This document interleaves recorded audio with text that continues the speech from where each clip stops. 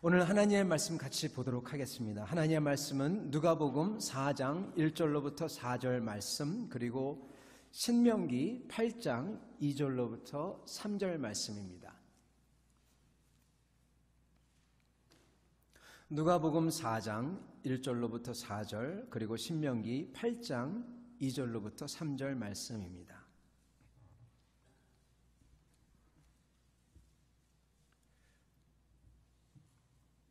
제가 받들어 읽도록 하겠습니다. 예수께서 성령의 충만함을 입어 요단강에서 돌아오사 광야에서 40일 동안 성령에게 이끌리시며 마귀에게 시험을 받으시더라. 이 모든 날에 아무것도 잡수시지 아니하시니 날수가 다함에 줄이신지라. 마귀가 이르되 네가 만일 하나님의 아들이거든 이 돌들에게 명하여 떡이 되게 하라. 예수께서 대답하시되 기록된 바 사람이 떡으로만 살 것이 아니라 하였느니라. 아멘. 신명기 8장 저희가 2절부터 3절까지 읽도록 하겠습니다. 네 하나님 여호와께서 이 40년 동안에 네게 광야길을 걷게 하신 것을 기억하라. 이는 너를 낮추시며 너를 시험하사 내 마음이 어떠한지 그 명령을 지키는지 안 지키는지 알려 하심이라. 너를 낮추시며 너를 줄이게 하시고 또 너도 알지 못하며 내 조상들도 알지 못했던 만나를 내게 먹이신 것은 사람이 떡으로만 사는 것이 아니요 여호와의 입에서 나오는 모든 말씀으로 사는 줄을 네가 알게 하려 하심이니라. 아멘. 같이 기도하겠습니다. 아버지 하나님 감사합니다. 오늘 이 말씀 통하여서 아버지께서 저에게 뜻하신 것, 저의 삶의 방향 알게 도와주시고 주님 방향대로 주님의 뜻에 따라 살 때 한없는 은혜와 그리고 주님의 축복을 경험하는, 주님의 축복이 저희를 휩쓸어가는 그러한 경험할 수 있도록 축복하여 주시옵소서. 예수 그리스도 받들어 기도드리옵나이다. 아멘. 성도 여러분, 오늘은 저희가 이제 십계명을 다 끝나고 이제 다른 새로운 장을 여는 시간입니다. 저희가 여태까지 십계명을 같이 본 이유가 있습니다. 왜냐하면 십계명은 여러분 새롭게 시작하는 사람들을 위해서 주어진 것입니다. 이스라엘 백성이 노예되었다가 하나님의 백성이 됐을 때 하나님이 너는 이제 더 이상 과거를 다 잊어버리고 너는 더 이상 노예가 아니라 너는 이제는 내 백성이다 하는 새로운 아이덴티티를 부여하시기 위해서 주신 게 바로 십계명입니다. 그래서 저희는 여러분 저희가 교회로서 옛것은 지나갔으되 보라 새것이 되었도다 아멘 하는 마음으로서 저희가 와서 새롭게 주님의 뜻과 길을 가기 위해서 십계명을 같이 본 것입니다. 그래서 새 출발을 새롭게 하기 위해서 하나님의 뜻을 알고 하나님의 법도를 알기 위해서 저희가 그것을 보았습니다. 자, 이제는 여러분 그것을 보았으니 저희가 하나님을 따라가야 됩니다. 그런데 하나님을 따라가려면 저희가 예수님을 알아야 돼요. 예수님을 알기 위해서 저희가 복음서를 보기를 원합니다. 여러분, 이 복음서에 들어가고자 하기 위해서 제가 나름대로는 인트로덕션이 있고 또한 복음서에서 주님이 시험받는 그 세계에 봐주시죠. 그거에 들어가기 하기 위한 또 인트로덕션이 있습니다. 겹쳤습니다. 그래서 너무 길기 때문에 좀 복잡하지만 그래도 여러분 잠깐 참아주시기 바랍니다. 한 마디 제가 질문을 하겠습니다. 이것은 이 세 가지 질문, 세 가지 유혹, 주님이 받으신 세 가지 유혹에 대한 인트로덕션입니다. 여러분, 사람은 과거를 살까요? 현재를 살까요? 미래를 살까요? 과거를 사는 건 아마도 맞지 않은 것 같죠, 그죠? 네. 사람은 여러분 현재를 살까요? 미래를 살까요? 누가 답을 하나 하셨는데, 네. 하여튼 여러분 생각해 보세요. 이 답이 여러분 주님이 받으신 세 가지 이 시험 끝에 여러분이 이거구나 나와야 돼요. 그래야 됩니다. 사람은 어떤지 모르지만 나는, 성도는 현재를 살아야 되냐, 미래를 살아야 되냐, 과거를 살아야 되냐, 답이 있어야 됩니다. 그거는 이 세 가지 이 시험에 대한 인트로고요. 이 복음서에 대한 인트로를 제가 드리겠습니다. 죄송합니다. 계속 기억이 나죠, 여러분. 여러분, 하나님을 저희가 어떻게 알 수 있을까요? 많은 사람들은 세상의 아름다움을 보고 압니다. 떠오르는 태양, 넓은 바다 이런 걸 보고 야, 하나님이 참 아름다우시다, 하나님이 계시구나 이렇게 말을 하기도 합니다. 어떤 분들은 인생의 어려운 고비에서 기도할 때 주님을 알 수 있다고 합니다. 맞습니다. 두 분 다 맞는 말씀입니다. 저희가 아름다움을 보고 주님을 알아야 되고, 그리고 기도하면서 살아계신 하나님의 임재를 알아야 합니다. 그게 맞는 것입니다. 그러나 여러분, 세상을 봐서는요, 하나님을 사실은 알 수 없어요. 적어도 하나님의 구원하심을 알 수가 없습니다. 왜냐하면 세상에는 선하고 아름다운 것도 있지만, 그렇지만 추하고 악한 것이 더 많기 때문입니다. 아름다운 새벽녘과 바다와 귀여운 동물들도 있지만은, 그렇지만 서로 잡고 잡아먹히는 그 세상과 흉흉하게 뛰노는 바다, 거기 가운데 있다고 생각해 보십시오. 상상이 안 갑니다. 무섭습니다. 여러분, 원래 좋았던 세상은 낙원이었지만 이제는 죄로 철저하게 오염되어서 신락원한 망가지고 일그러진 세상입니다. 그래서 여러분, 세상을 보면서 진정된 하나님의 참 모습을 알 수 없습니다. 그러길래 사람들은요, 하나님은 있는 것 같은데 진짜 하나님을 모르기 때문에 자기들이 만듭니다. 상상해서 만듭니다. 그래서 사람들은 죽음의 신이니, 비를 내리는 신이니 그렇게 얘기하고, 이 바위 저 바위에 가서 빌고 그러는 것입니다. 알 수가 없어요.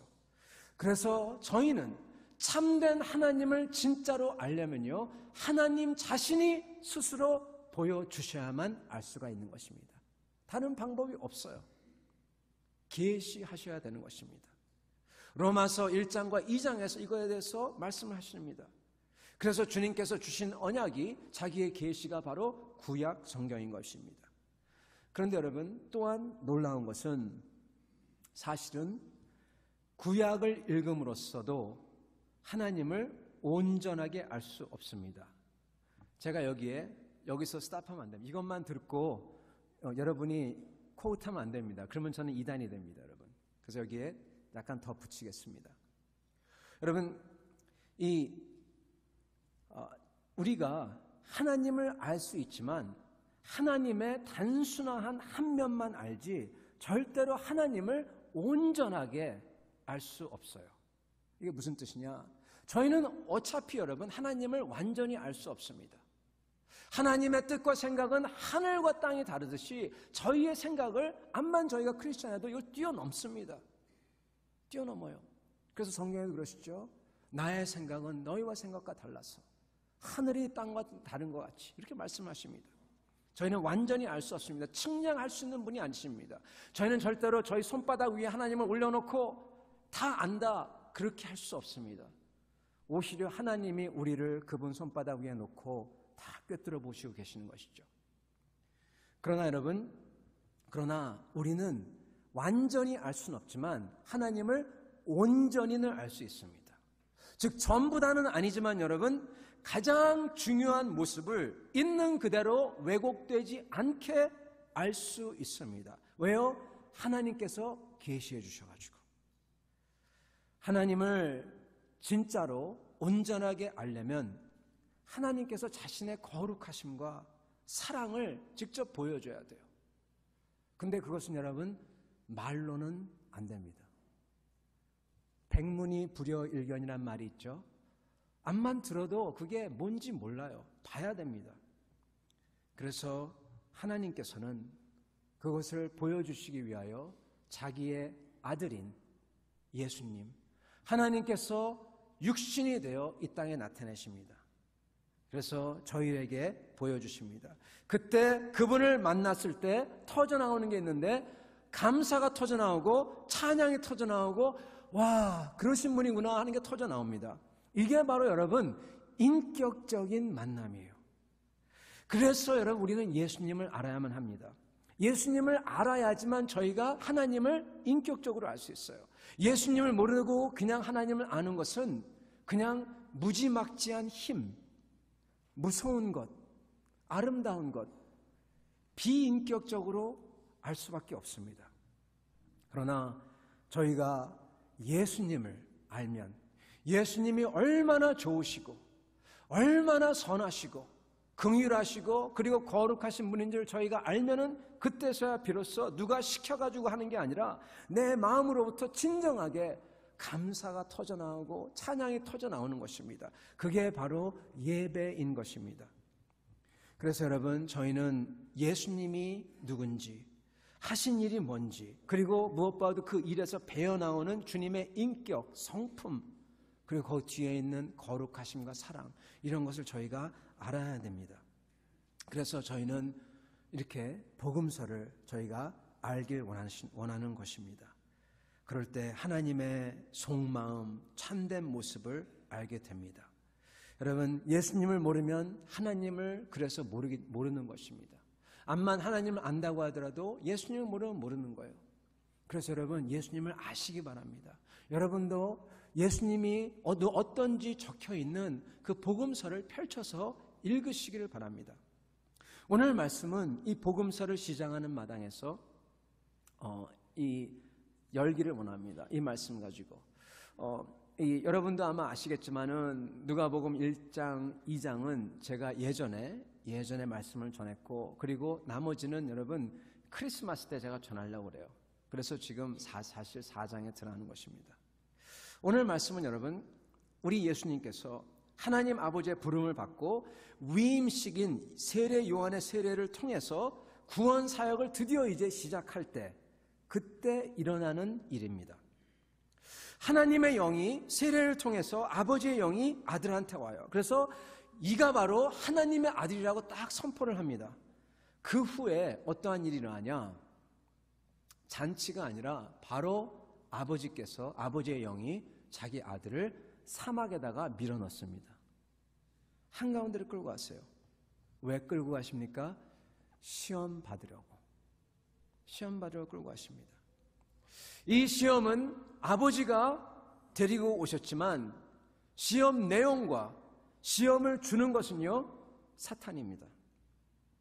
친절하게 배우라고 이거 통해서 배워라 그러는 게 아니에요.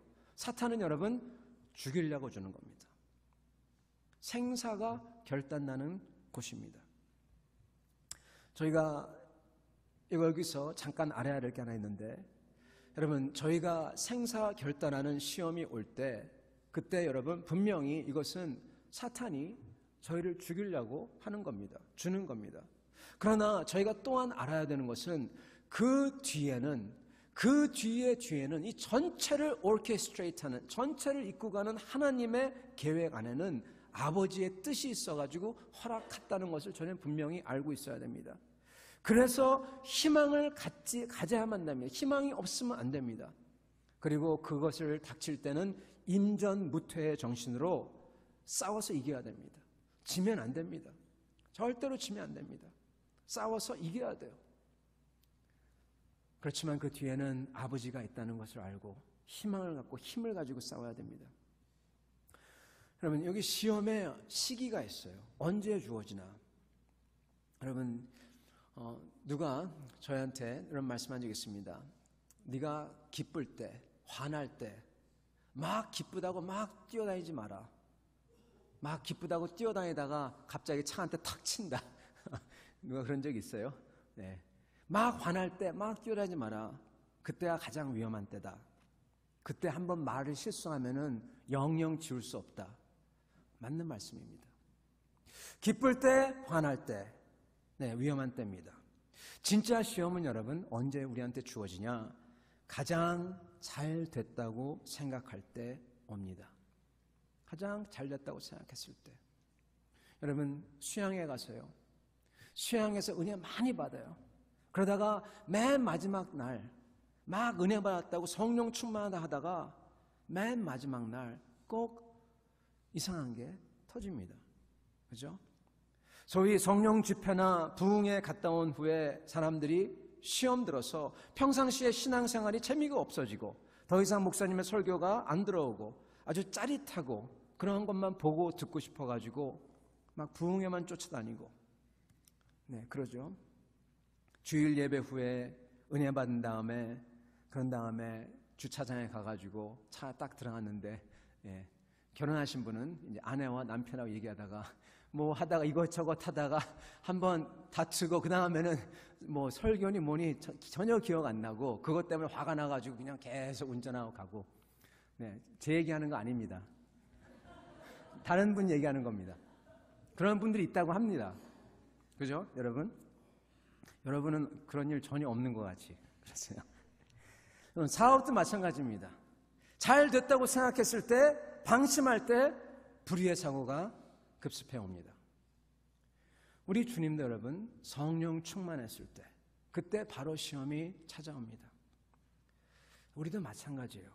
성령 충만했을수록, 말씀에 감동 받았을수록 조심해야 됩니다. 그럴 때 우리는 뭐 해야 되냐?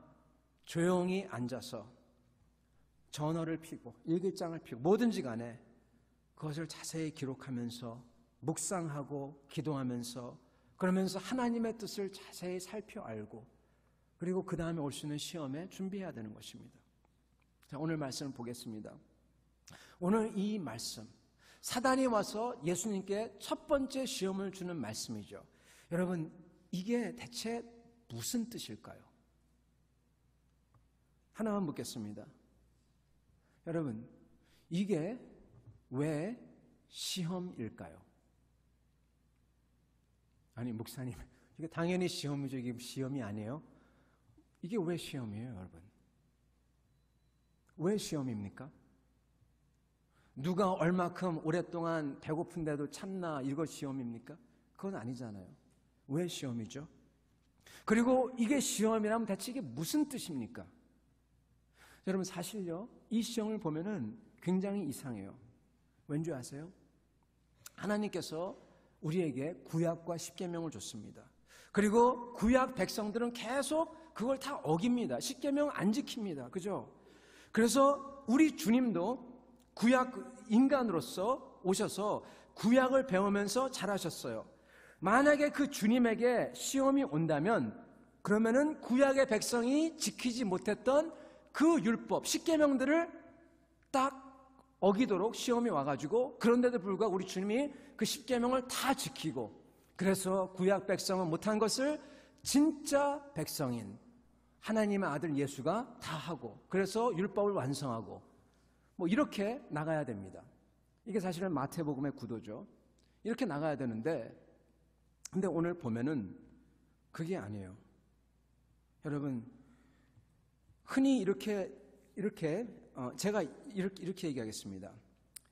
시험을 받았는데 시험장에 갔어요. 시험지를 딱 받았어요. 그래서 그 시험을 열어보니까 이거는 배고픈데 돌을 빵으로 만들라는 시험이에요.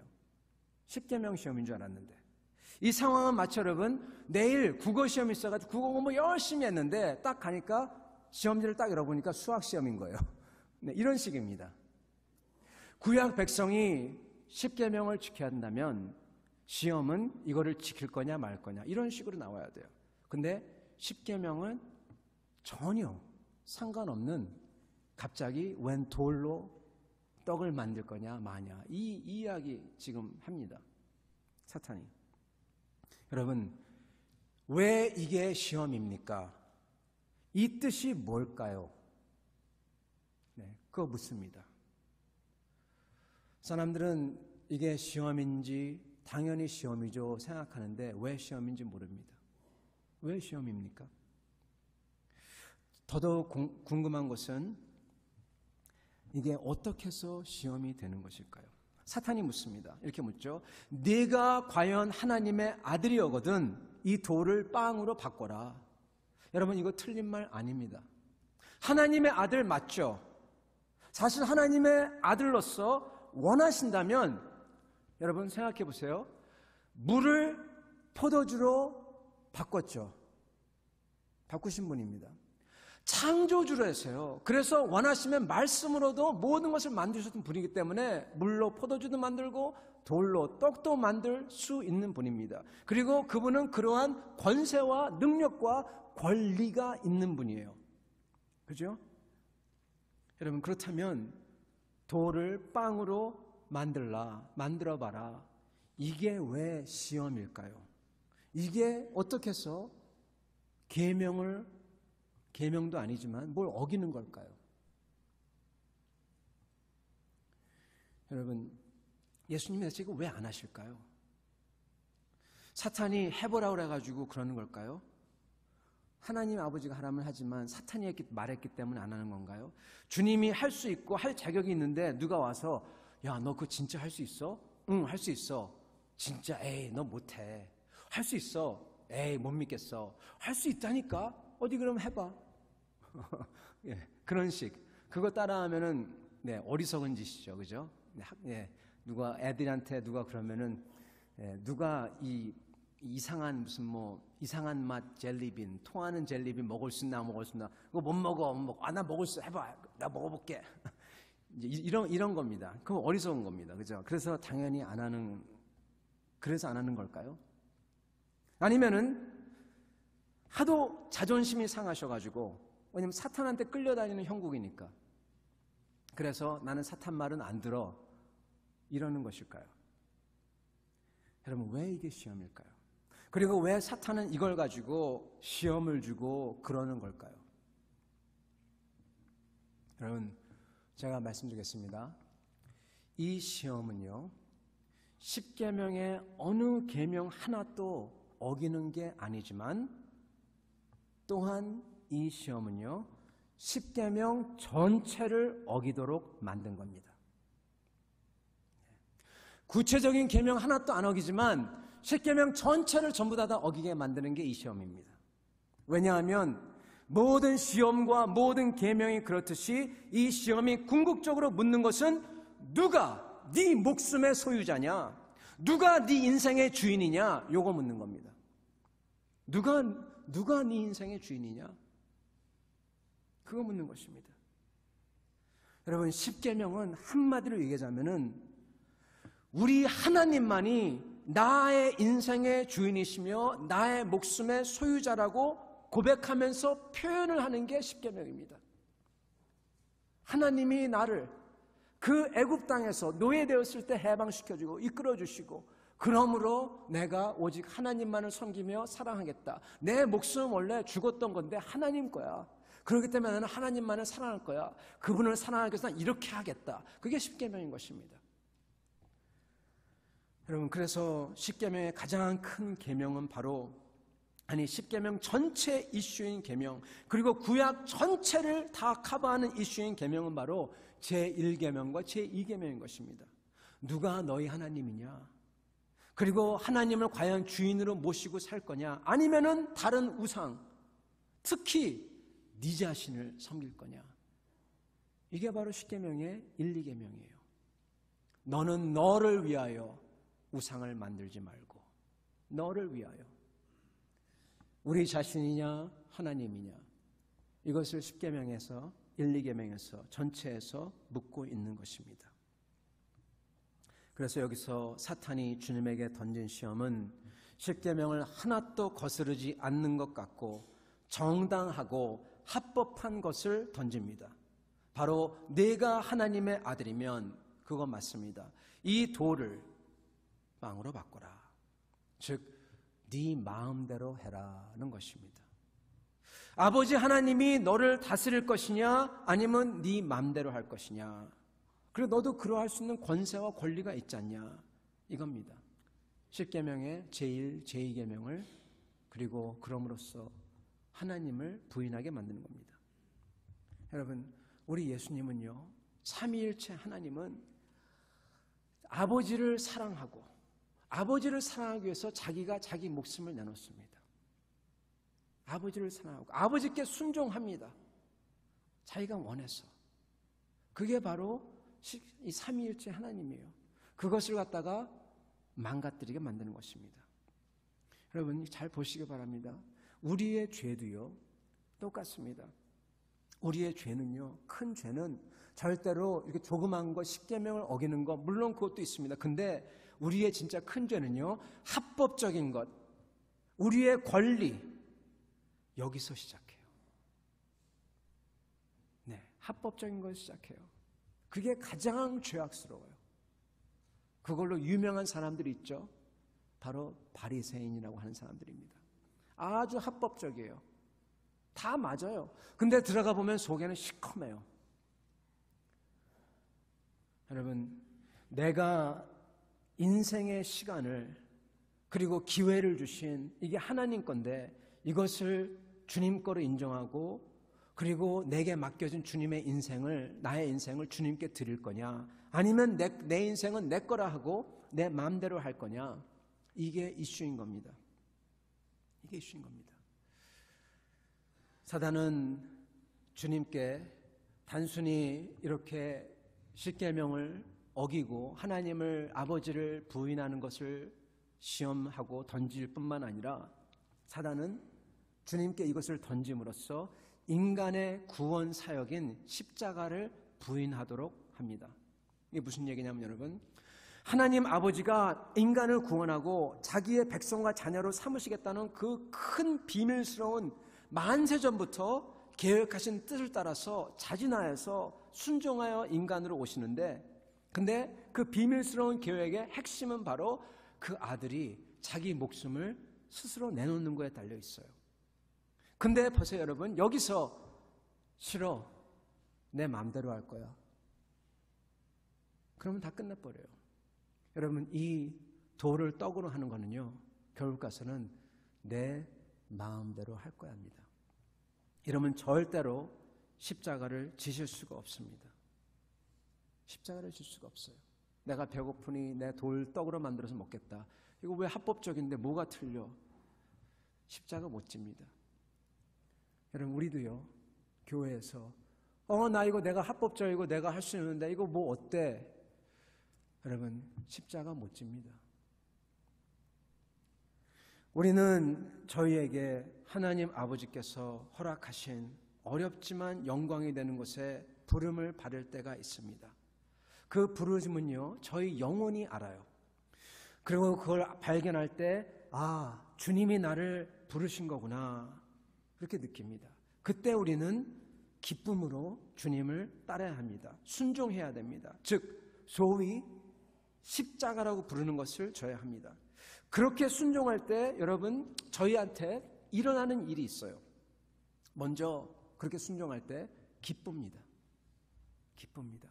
십자가는 절대로 여러분 억지가 아니에요. 십자가는, 주님의 십자가는 기쁩니다. 그리고 감사합니다. 내가 그걸 할 수 있어가지고. 그리고 그러는 때 어느새 내 심성이 변합니다. 주님을 더욱 더 사랑하고 섬기고 싶게 됩니다. 그리고 저절로 그렇게 돼요. 그래서 다 순종하고 보면 나중에 가면 어떤 걸 깨닫는 줄 아십니까? 그 산이 아닌가비요. 그게 십자가가 아닌가비요. 십자가가 그게 아니에요. 그걸 깨닫게 돼요. 십자가인 줄 알았는데 지고 순종해서 가보니까 이건 십자가가 아니라 복덩어리예요. 복덩어리예요. 주님이 나한테 복 주려고 했구나. 그걸 깨닫게 되는 것입니다.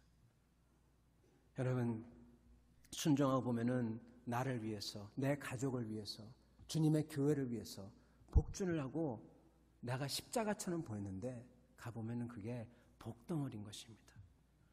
성도 여러분, 우리 주님이 우리를 부르실 때 주님은 꼭 우리가 감당할 만하게 부르세요.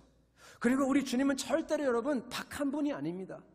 우리 주님은 박한 분이에요. 사람들은 박하죠. 칼로 잰 듯이 해가지고 또 이렇게 주는데 우리 주님은요, 성경 읽어보면은 어떻게 주는지 아십니까? 부어주세요. 차고 넘쳐요. 넘치게 주세요. 그게 우리 주님 스타일입니다. 주님은 그렇게 하세요. 그래서 그게 넘쳐가지고 다른 사람한테 나눠주라고, 잘한 거 없는 사람한테 나눠주라고. 그게 우리 주님입니다. 선한 사람에게도 악한 사람에게도 똑같이 햇빛과 비를 내려주시는 우리 주님 스타일입니다. 여러분, 처음에는 저희가 주님께서 십자가를 보여주실 때 정말 죽기까지 힘든 것 같아도 그 일이 지난 후 돌아보면은 주님께서 상상도 못한 것을 은혜로 주셨다는 것을 깨닫게 됩니다. 우리 예수님도 십자가를 정말 상상도 할 수는 없는 것을 지시고 그 후에 상상도 할 수 없는 건 그 영광에 들어가십니다. 여러분, 사실은요, 십자가는 하나밖에 없어요. 진짜 십자가는 하나밖에 없어요. 예수님이 지신 것밖에 없어요. 우리 주님은 제일 어려운 것, 제일 고통스러운 것, 사실은 여러분 그냥 고통스러운 게 아니라 과거에 있었던 수십억 명, 수백억 명의 죄를, 현재 있는 수십억 명의 죄를, 그리고 앞으로도 있을 수백억 명의 죄를 자기가 한 사람이 다 지니는 겁니다. 그거는 말할 수가 없어요. 상상이 안 갑니다. 그 십자가를 우리 주님이 지십니다. 참혹하게. 그러면서 순종하십니다. 왜 지십니까?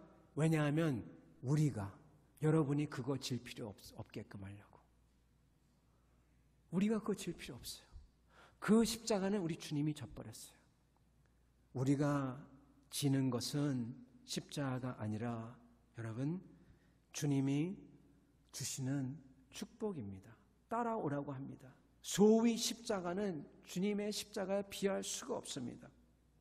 성도 여러분, 주님은 개인을 그리고 교회를 주님을 따르는 십자가의 길을 통해서 영광으로 부르십니다. 그때 은혜가 풍성합니다. 은혜가 풍성한 하나님은 그런 찬송같이 풍성해지십니다. 그것을 보고 그게 십자가가 아니었구나.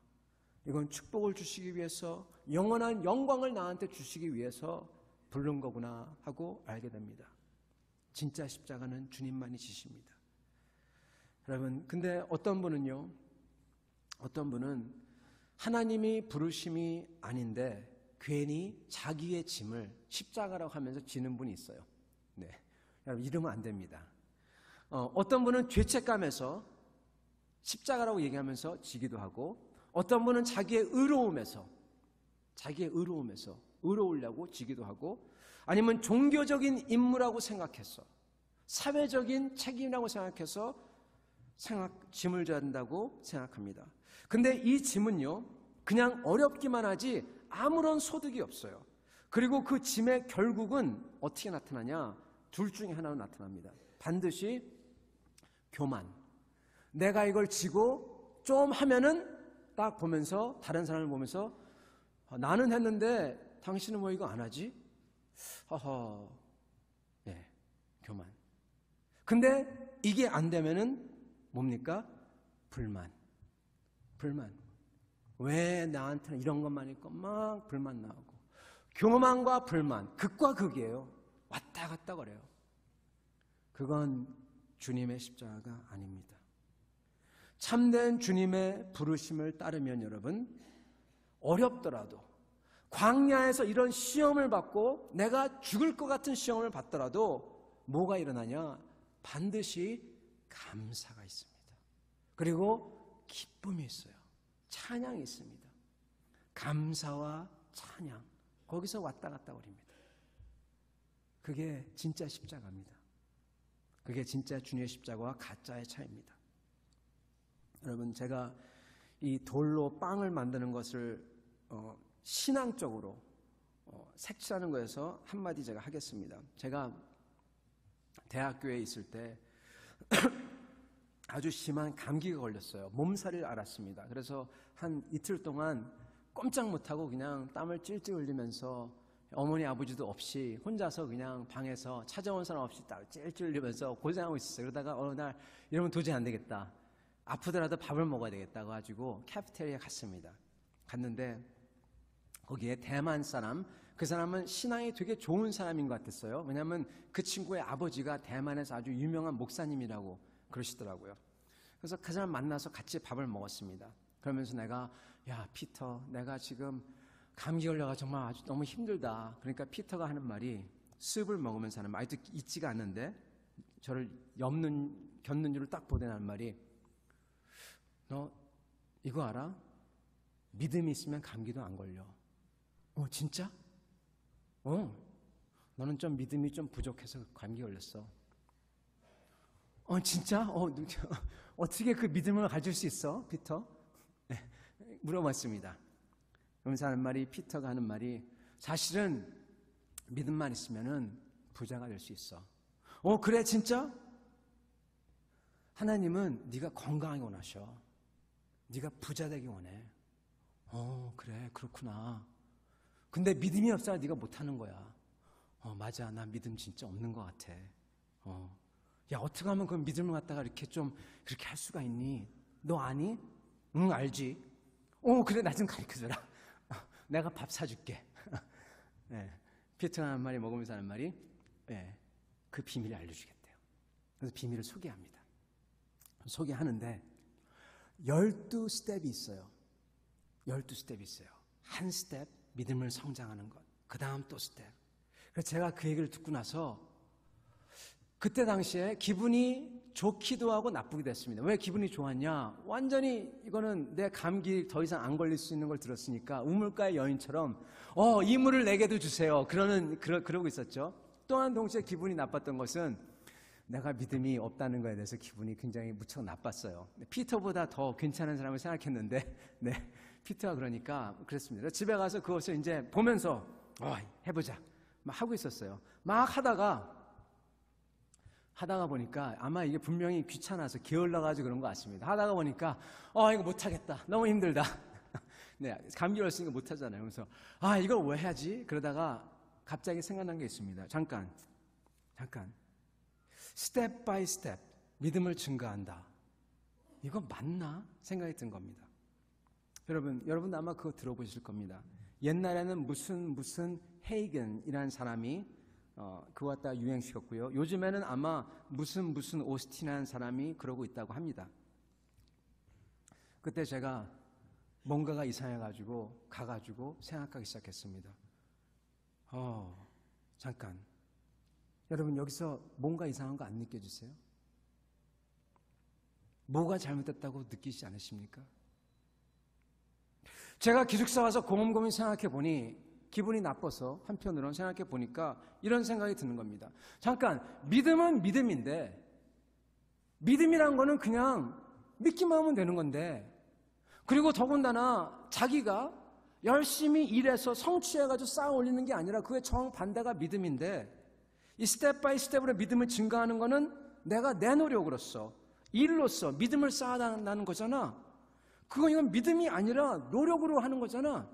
잠깐, 이건 완전히 카톨릭이네 생각이 확 드는 겁니다. 여러분, 맞습니다. 그거 믿음 아닙니다. 하나님이 다 부자 되기 원한다. 여러분, 예수님께서 복음서에서 말씀하신 걸 찬찬히 읽어보면은 예수님께서 부요함의 추구를 신랄하게 비판하십니다. 하나님을 대체하는 우상이라고. 여러분, 저희가요, 감기 걸릴 수도 있고 안 걸릴 수도 있고 빨리 나을 수도 있고 좀 고생할 수도 있고 돈 많이 벌 수도 있고 못 벌 수도 있고, So what? So what? 고임세직 집사님의 장례를 보면서 저도 느낀 게 이것저것 느꼈지만, 그것을 보면서 하나는 사람은 흙에서 와서 흙으로 돌아간다. 변치 않는 사실입니다. 빨리 낫고 늦게 낫고 돈 많이 벌고 작게 벌고 So what? 그리고 두 번째는 여러분, 사람이 그 가운데서, 그 인생 가운데서 여러분 뭔가가 있어야 된다는 거예요. 뭔가가. 저는 고임세 집사님의 자녀분들이 이렇게 와서 조의를 표하면서 예수님을 아는 것을 보면서 저는 참 놀랐어요. 야, 저렇게 믿음을 통하여서 자녀들이 저렇게 믿음을 가졌구나. 그걸 보면서 제가 참 적잖아 놀랐습니다. 여러분, 저희는 제일 중요한 것은요, 중요한 것은 주님을 따라가냐, 주님이 나의 가장 중요한 목표냐, 아니면은 나냐, 그겁니다. 건강과 부유함이 나의 중요한 목표가 되고 그것을 위해서 하나님이 도구가 되고 그러면 안 돼요.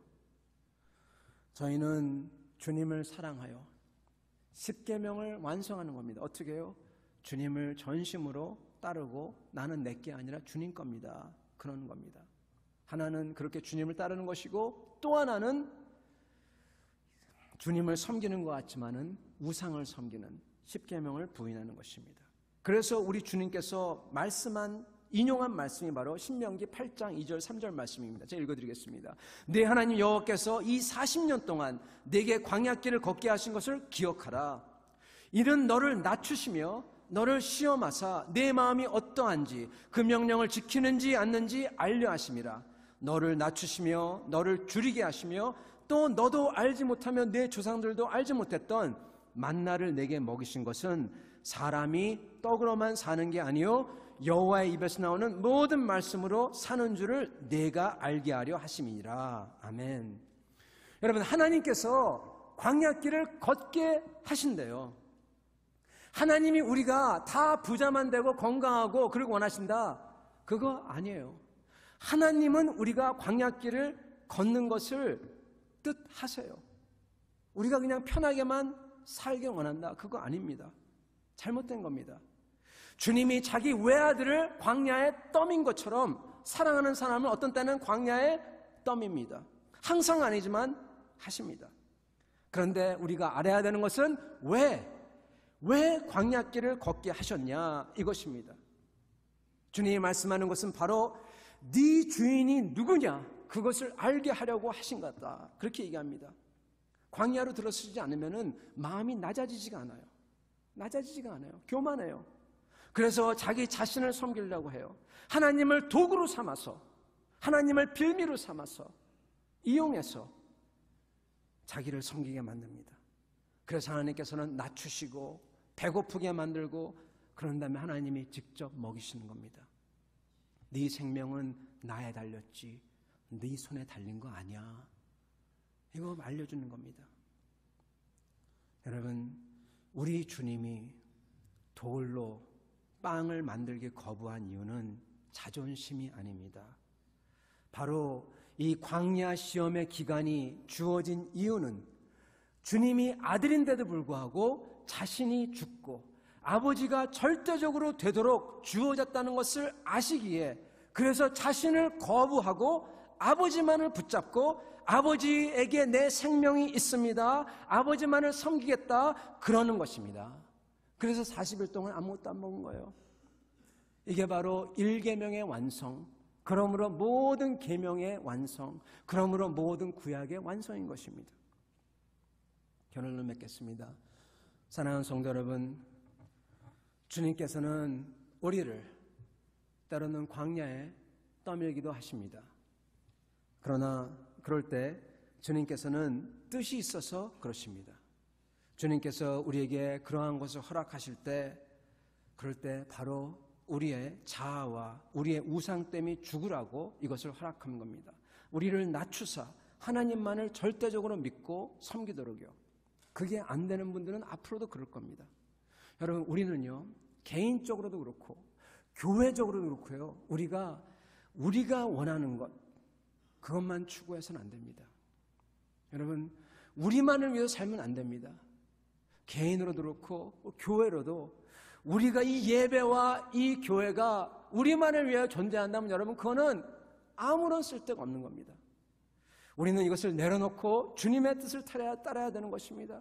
주님께서 왜 나를 이곳에 불러주셨냐 생각해 봐야 됩니다. 기도해야 됩니다. 주님께서 왜 우리 교회를 이곳에 세워주셨냐 생각하고 기도해야 됩니다. 제가 알기에는 변치 않는 주님의 뜻이 있는데 다름이 아니라 이 교회를 통하여 주님의 말씀을 저 땅끝까지, 네팔과 케냐와 그 모든 곳까지 증거하라고 세워주셨고, 그리고 주님의 이 복음을 우리 다음 세대에 증거하라고 세워주셨고, 우리 다음 세대에서 정말 우리 같은 사람이 아니라 우리보다 더 훌륭한 사람, 바울과 바나바와 다니엘 같은 사람을 키우라고 세워주신 것입니다.